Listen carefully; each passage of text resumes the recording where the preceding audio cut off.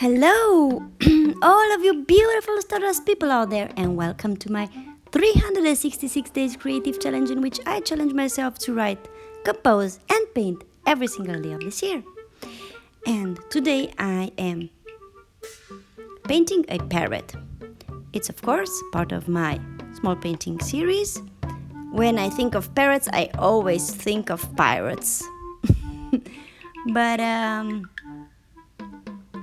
and this is why my poem goes like this. A parrot and a pirate are sitting on a bench. The parrot is not home. The pirate has no ranch. But they're both really happy looking at the sea. They don't know what's coming, just like you and me.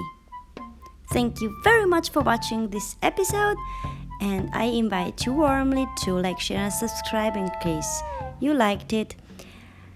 Love you, kisses, bye bye!